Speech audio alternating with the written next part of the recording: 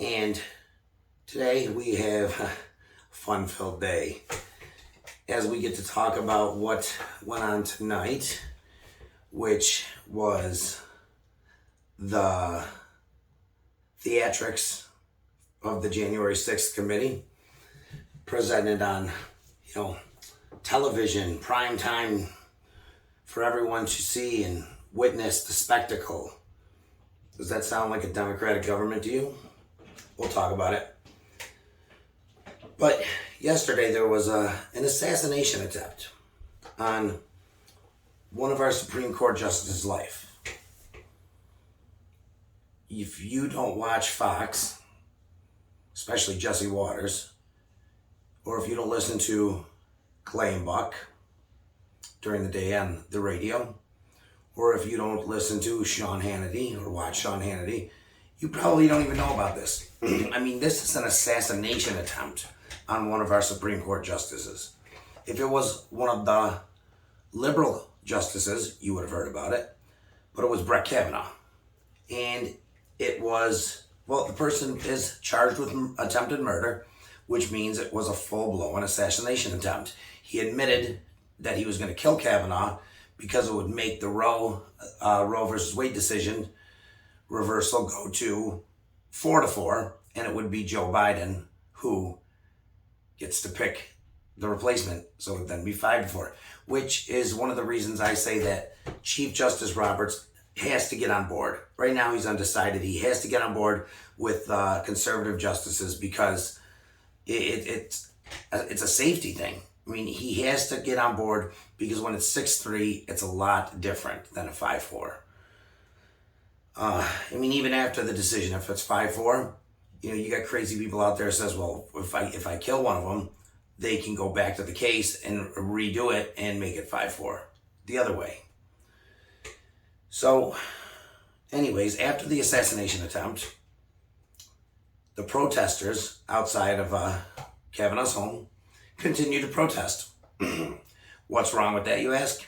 It's illegal. 100% illegal. Federal law states that it's illegal to do exactly what they're doing.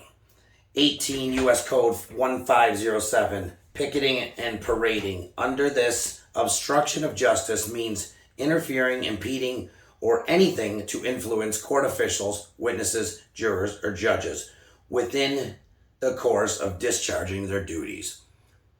It's exactly what they're doing, correct? Literally that states 100% illegal what they're doing. But according to the DOJ and according to the media and leftist politicians, doesn't seem to be, does it? Interesting. Imagine what it would be like if that was conservatives protesting outside liberal justices' homes. So where is the DOJ? They picked up the man who literally admitted to wanting to kill Kavanaugh. He was planning to kill Kavanaugh and then himself. Got out of a taxi, took a taxi all the way there from another state.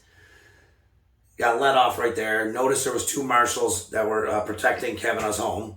So he walked down the street, ended up calling 911 and backed out. But if there wasn't, he was going to do it. If he found a way, if there was a way, he was going to get it done. They charged him with attempted murder and some other stuff. So obviously, again, it was an assassination attempt. Again, they're still protesting. Wouldn't you think that if this was conservatives doing it, wouldn't it be the new biggest threat to our democracy? Absolutely, because it kind of is a threat to democracy when they're literally trying to change the Supreme Court's decision by intimidating them. That's a threat to our democratic republic, 100%. No other way to state it. Let's be clear. It's, they love to say threat to democracy, the left does.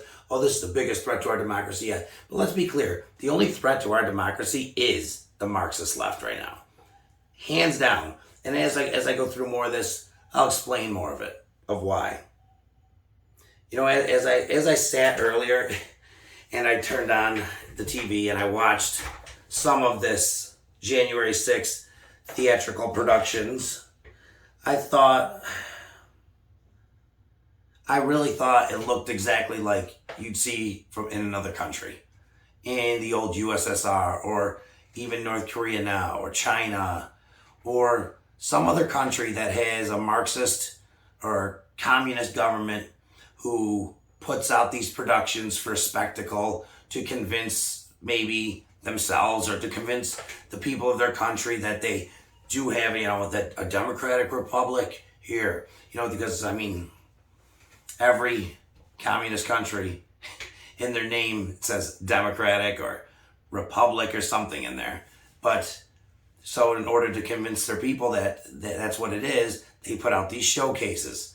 But that's all this was. That's all this was tonight. And it was literally produced, by Hollywood. This whole thing, they had part of it produced by Hollywood because Hollywood is leftist, and it was. I've never in my life seen, and I never thought I would see something like this in our country, in America. It's not something that happens in a government like ours, in a country that has a government like ours. Our government is supposed to be small. Our people are supposed to be big. The citizens of our country,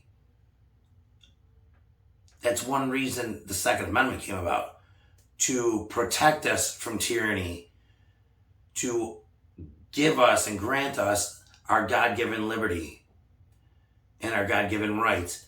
And the government was only supposed to protect us, protect our rights, protect our safety from domestic and foreign adversaries. But in no way, shape, or form were they supposed to control our lives or lie to us or manipulate us or get rich off of us or, be able to, build and control situations in order to make themselves money, make themselves famous, make themselves better. It's not how the government was ever supposed to work. And I'm not saying it's just Democrats that do some of that stuff. There's some Republicans that do that as well. Look right on the January 6th committee. You have two clowns in Adam Kinzinger and Liz Cheney, both of whom won't even be in the government anymore after this year. It's what we're watching there with this committee is a blatant, one-sided, biased witch hunt. And there's no other way to put it. It was built for one reason. It was built to completely take out a president and ensure he never can run again. That's what it was built to do. It was built to convince the public and convince others that it was the fault of one man and, of course, one party. But that's the problem, is the conclusion was already written. They said, go out there and find us a narrative that will, find us things that we can build into a narrative to support our conclusion that we've already come to. They didn't say, all right, here we go. For example, Congress voted that this would be a 13-person committee, 7 Democrats, 6 Republicans. Well, it's 9, 7 Democrats, 2 Republicans. And when Jim Jordan and Jim Banks were going to be on the committee, Nancy Pelosi turned that down, kicked them off, and she picked those 2 Republicans, which happen to be the 2 Republicans that hate Donald Trump the most. Worked out funny, huh? I called that before it happened, and I'm sure many other people did too. And it was not like we're, some kind of medium that we can see the other side and predict the future. No, it was obvious what she was doing. And with what she's doing, thankfully, the free thinkers and the independents and those who actually have a brain and think for themselves and aren't just hardcore progressive nut jobs or Democratic enthusiasts and apologists see right through this. And they've seen from the beginning. When she did that, she lost all credibility. More so when facts come out from people who were in the situation and they're saying it under oath with a threat of perjury that don't even make it into the committee's findings and aren't going to be presented and were presented tonight on this, fiasco, that matter more than anything and are the number one reason this happened. But because those facts make Nancy Pelosi, Chuck Schumer, and the Democrats look like they have a lot of fault in this happening and the reason for it actually being able to happen, guess what? It doesn't make it in there. That's weird. You think a committee designed to find all the facts would have included facts that are public knowledge and blatantly matter. Wow, it's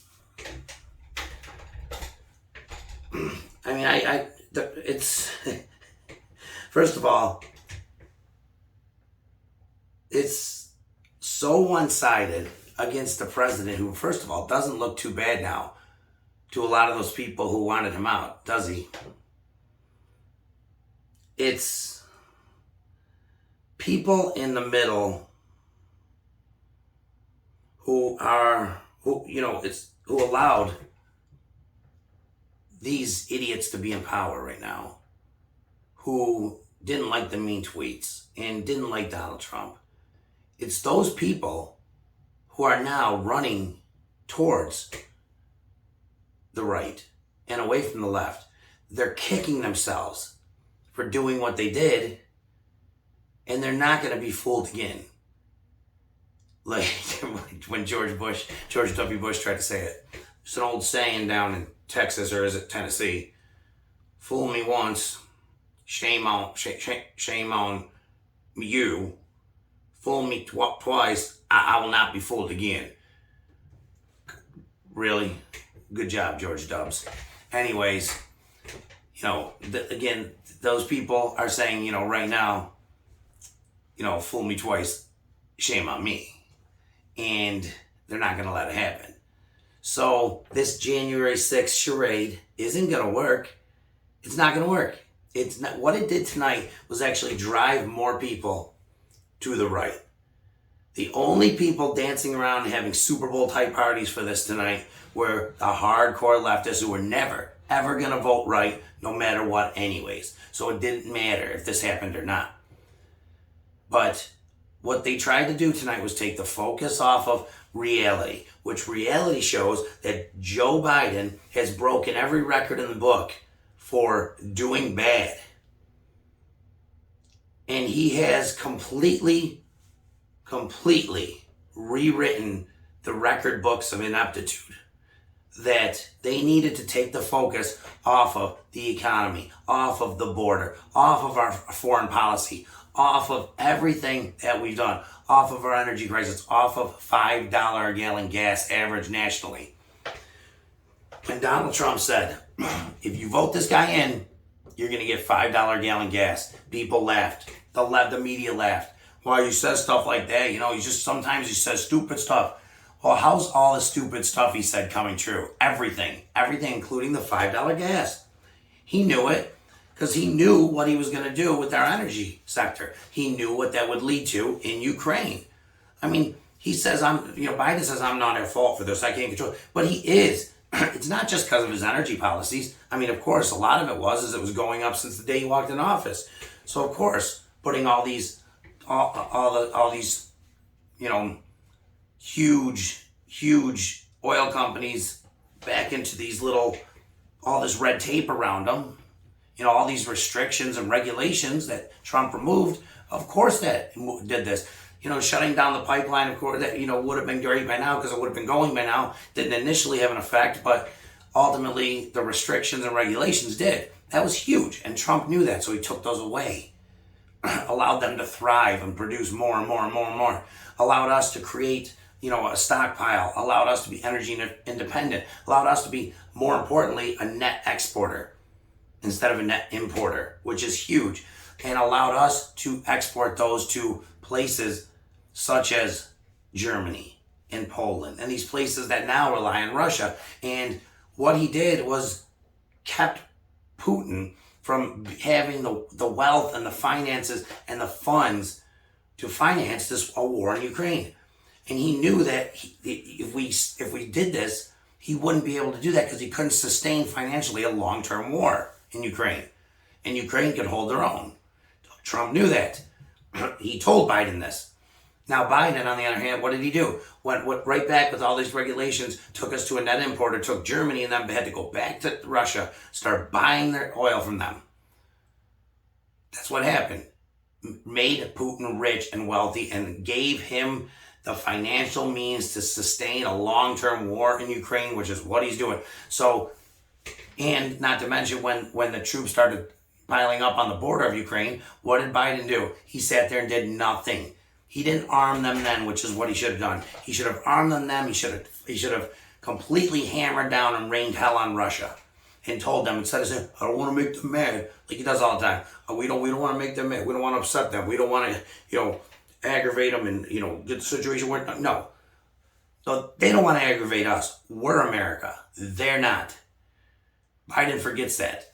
And so does the left. And guess what? Because of that, we have $5 gas. So yes, Biden, it is your fault. It's directly your fault. Now, maybe you can explain that to some of these leftists out there. Because like I said, before the election, we need to talk. Debate, tell them facts. And those are facts right there. Explain to them, yes, he is at fault. This is why. Because he led us to war with Ukraine. Oh, he didn't? Let me tell you how he did. Explain to him that.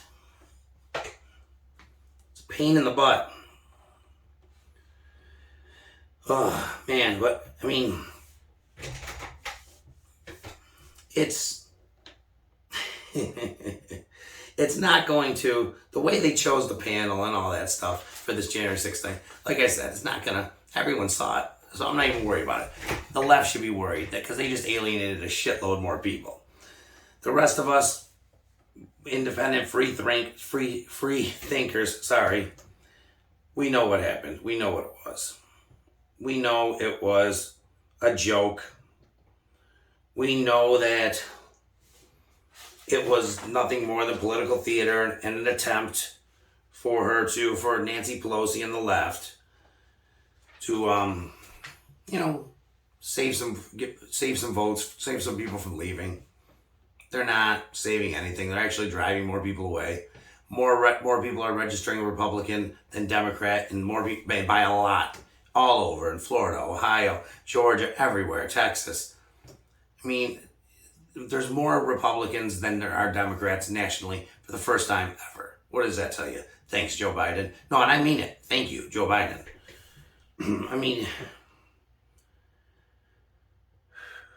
Now, the one part I do want to talk about with that, though, is the biggest fact in that case, like I stated, in the January 6th issue, was the fact that when Donald Trump, on the January 3rd, authorized 20,000 troops to guard the Capitol and around the area, it was denied by Nancy Pelosi and Muriel Bowser, the mayor. On January 4th, there was a direct threat, incredible threats that the FBI and intelligence agencies found. They reported it to Donald Trump and the administration. Trump, again, this time, eagerly authorized 20,000 troops, stating that it's very necessary and we have credible threats.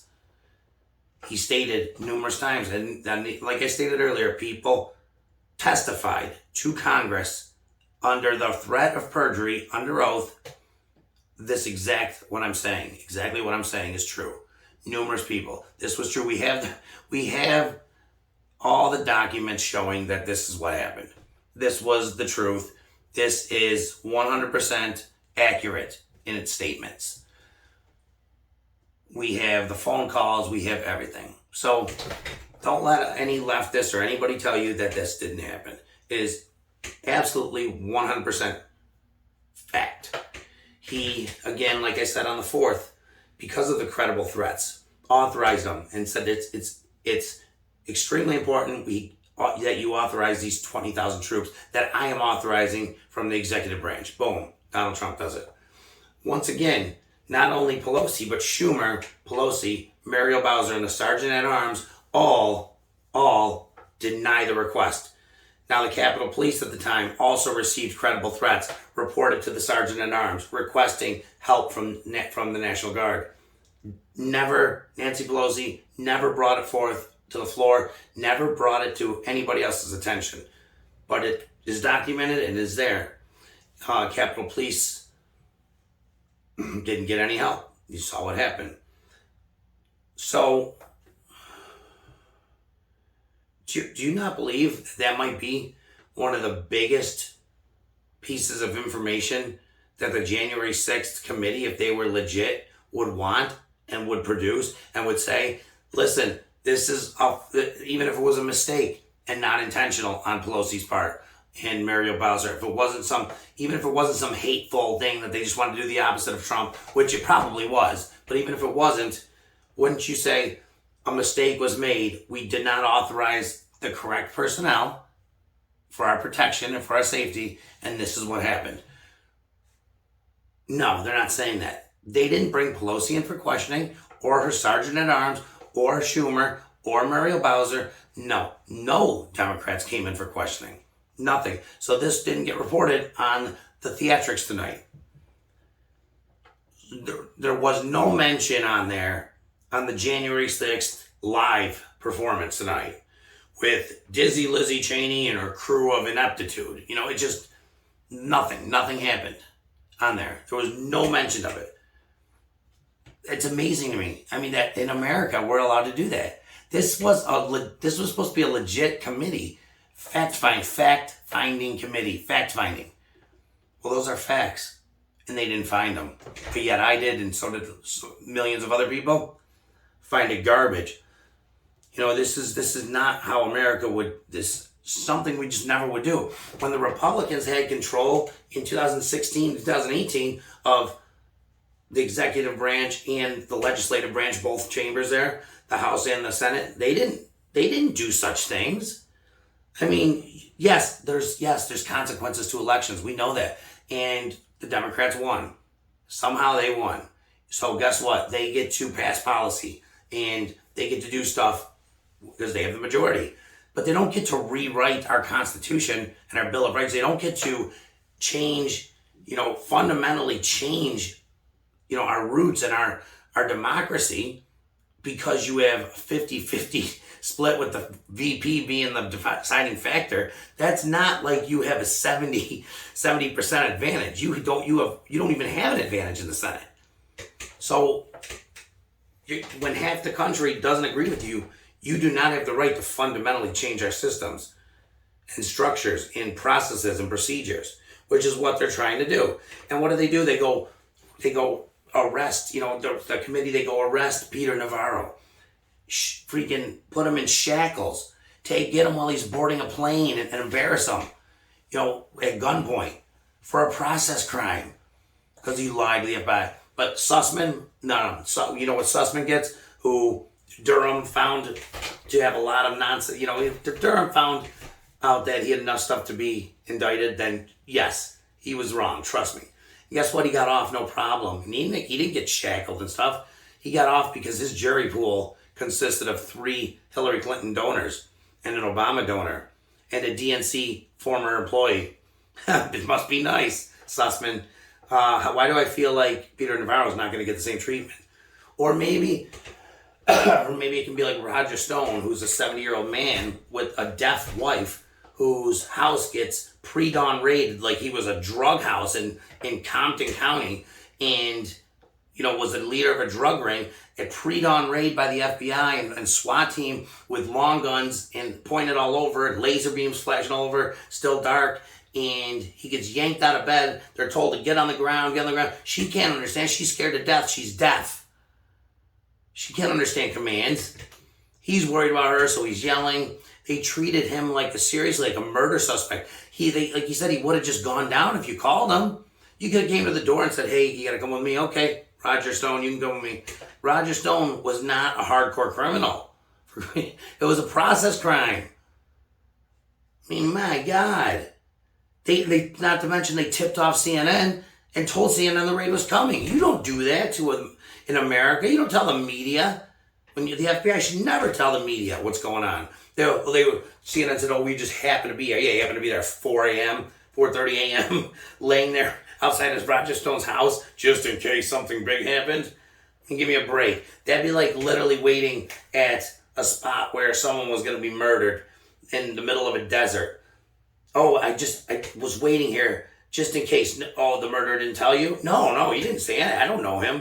I swear. I didn't film that because I knew what was coming. I just had a feeling that maybe at this spot something was going to happen. Give me a damn break. But it is what it is. And that's what the Democrats do right now. That's how they're acting. And that's why they're driving people away from them. It is what it is. And you know what? The more they do this, like this thing tonight, this January 6th thing, the way they treat Roger Stone and Peter Navarro, the way that everything is still about Donald Trump and their obsession with them. The way they break our laws and treat Americans the way they do. I mean, literally, Americans who were guilty of simple trespassing on January 6th sat in jail without being charged for 6 months. That's totally illegal in every sense of the word. Yet you're going to hear the progressives talk about the treatment in Guantanamo Bay was not right. And then in New York, they're passing laws about can't have solitary confinement for more than a couple days anymore because that's just not right. That's inhumane. But they do it to the Republicans. They do it to conservatives who get arrested with no problem. I mean, let's talk about the DOJ. They weaponize the DOJ immediately, using powers to, crush whoever they can. They're going full bore on January 6th, even at the ones who were just there, even at the ones who walked in and out, didn't do anything. They're fining them, and they're charging them, make them sit in jail with no bail. But they're giving bail to freaking people caught with illegal guns left and right. Tell me it's not a two-tier system. They want to tell you it's black and white. Bullshit, it's freaking left and right. Liberal privilege is what it is. Remember that, liberal privilege. They're using their power to go after every person, from the riot on January 6th. It wasn't an insurrection, it was a riot. But they're not using any power to go after one person from all the riots, the 400-something riots that happened in the summer of 2020, or the year of 2020. The year that, ultimately screwed up America. They're not using any power to that. Places were burnt down. Buildings, federal courthouses were completely demolished by the protesters, by the rioters. Police precincts were burned to the ground. A couple times they had boarded police inside of them and tried to burn it down with the police in there, inside the building, murdering them. They invaded and damaged state capitol buildings, just like our federal capitol building. Those are just as important and just as sacred. And they invaded them and trashed them and beat people up. They went into tons of government buildings all over the nation, and cities all over the nation, trashing them and doing whatever they want. They burned down businesses. They burned police cars and they beat up police, and they just did so much to hurt our cities and the people of our cities, and the people with businesses who sunk every bit of their savings into them, burned to the ground, looted and robbed. And nothing was done about that. As a matter of fact, we had mayors and governors of these blue cities and states, and even at the top, say, don't arrest these people. We had excuses made for them. We actually had people like Harris and Maxine Waters and, half the people, Adam Schiff and half the people on that crew, on that January 6th committee, made excuses and actually promoted and enticed them to get violent and to be violent in those riots in 2020. They told them, Harris said they won't let up. They shouldn't let up. Maxine Waters said it. They all said it. The media told them we should. This is a mostly peaceful protest right here.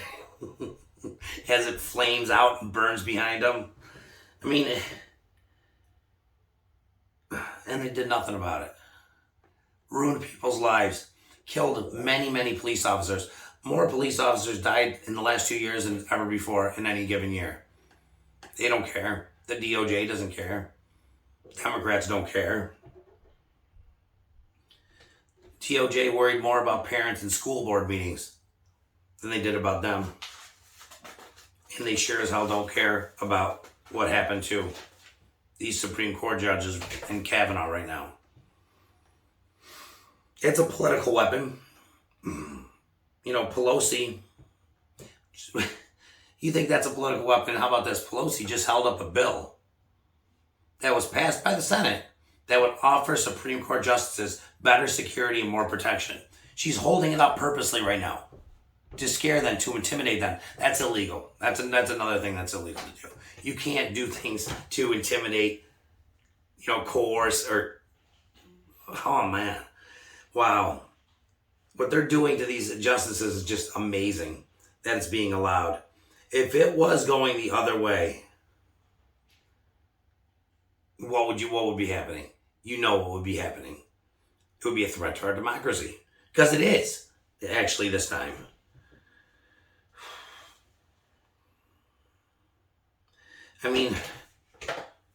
You have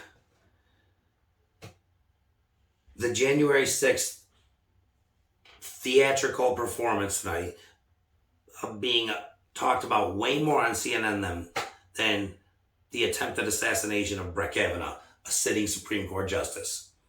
What do you think about that?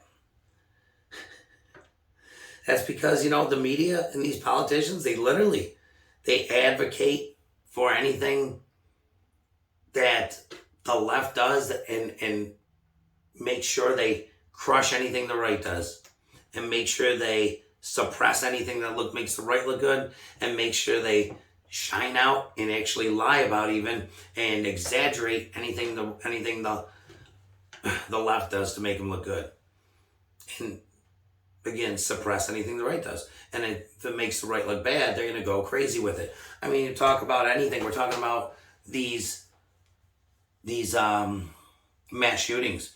There's a lot of mass shootings. The only ones you hear about, though, are the ones that fit the narrative. There's got to be a gun or there's got to be a white person involved as the shooter. And it's even better when there's minorities involved as victims. Not because the Democrats care about minorities, actually the opposite. It's because it fits their narrative.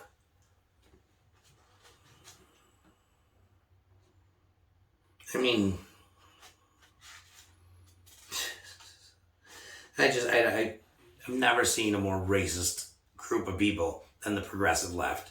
I'll explain it to you in a minute, but it's insane how they have made it so that your skin color matters so much in this country.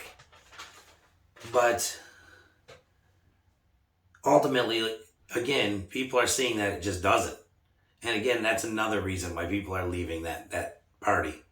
It's because they're sick of being identified and put in these groups. It's always a group you got to be in. Your sexual preference, your skin color, whatever. It's always a group. And then, they want to say, they're for everybody except for white men, really. That's how they basically portray themselves, the far left progressives. We're here to support, every group, except if you have an R next to your name. You can be a gay black man, But if you're a Republican, you don't matter. You no longer fit in our group that we protect. Beat it. Beat it. Go with the white men. It's hilarious to watch how just disgusting they really are. All right, so lastly, I want to talk about a little bit about, so New York has passed new gun laws, few, and there's federal new gun laws passed. They did this to stop domestic terrorism, mainly from white supremacists. That's what they tell you. Okay?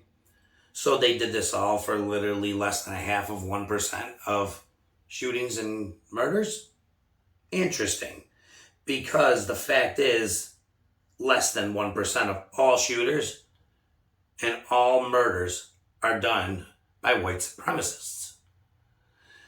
They also did this to stop legal guns from getting in the hands of people, murderers. And again, less than 1% of murders and shootings are done by legal guns.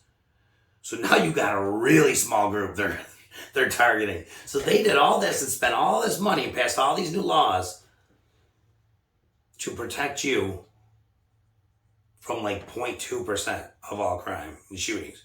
It's amazing that people fall for this shit. I mean, because if you know the facts, you have to question that.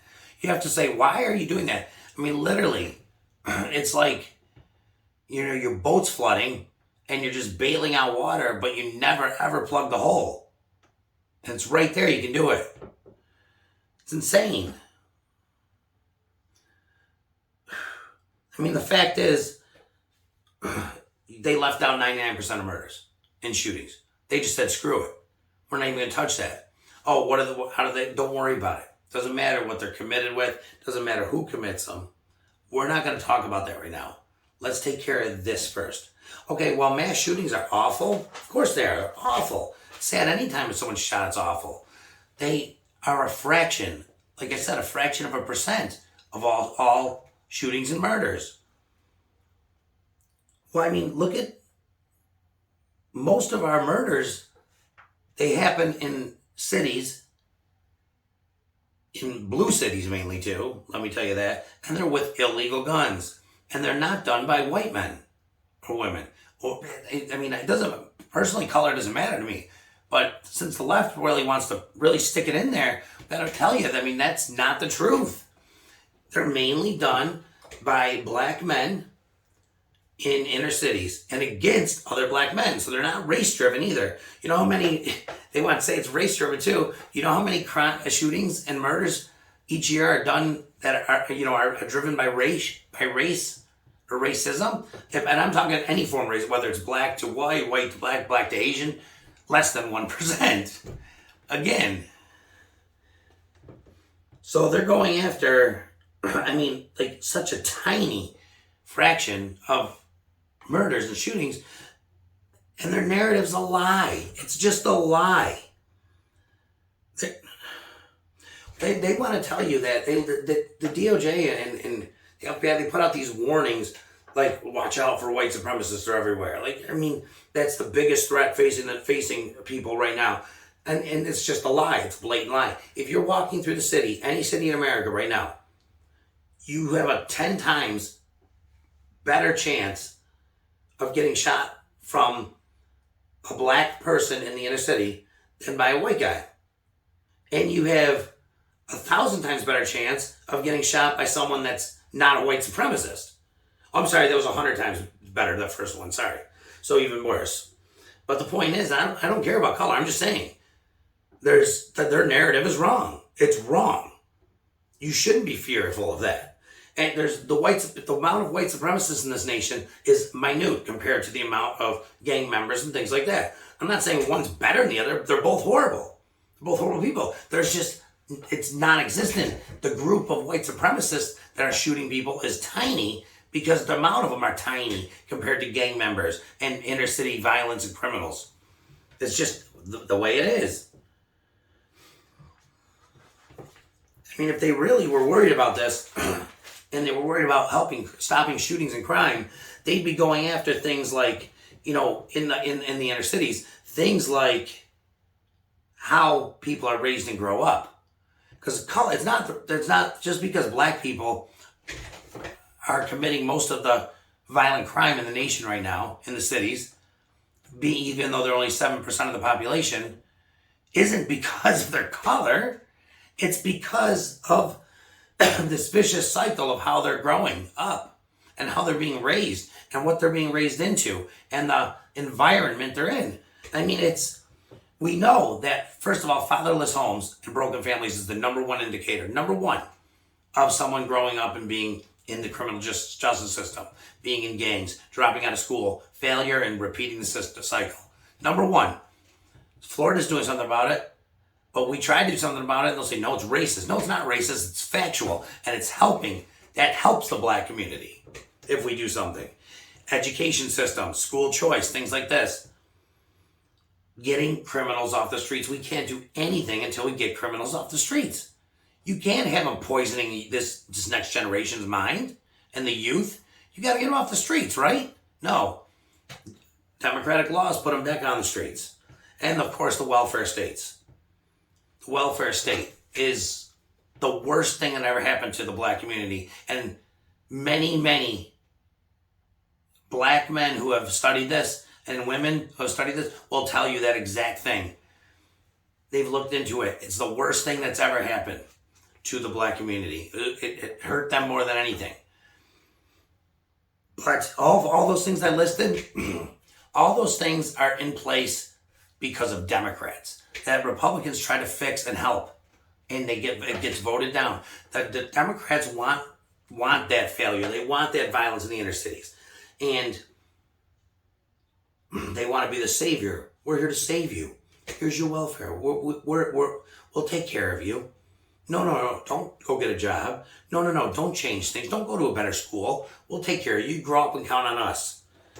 It's a joke.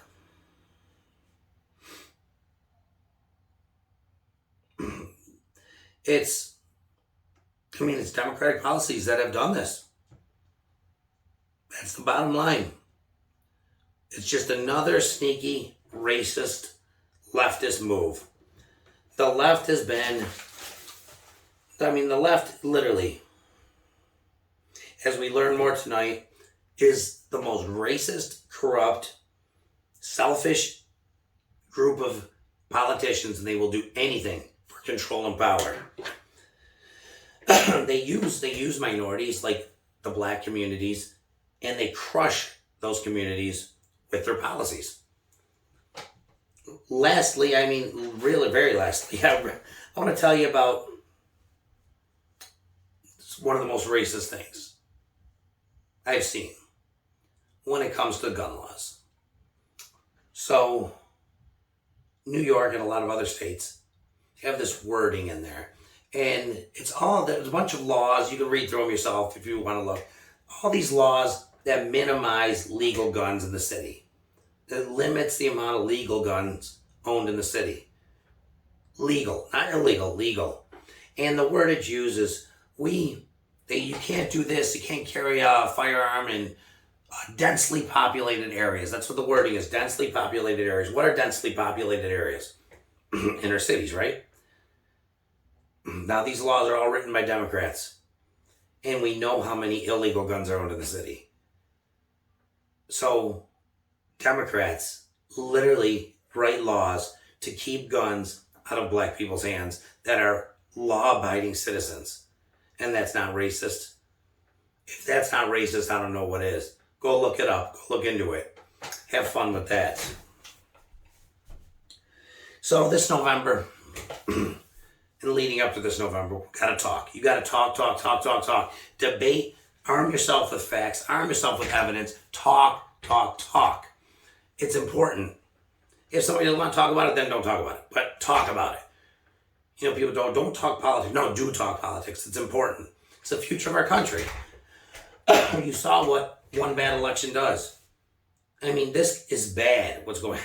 We've gone so far backwards in less than 2 years than we ever have in 20.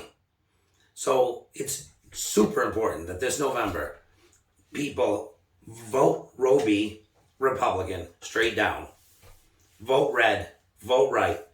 Don't vote for any Democrat. Okay, maybe he's a good Democrat. No. Don't. We've given the good Democrats a chance.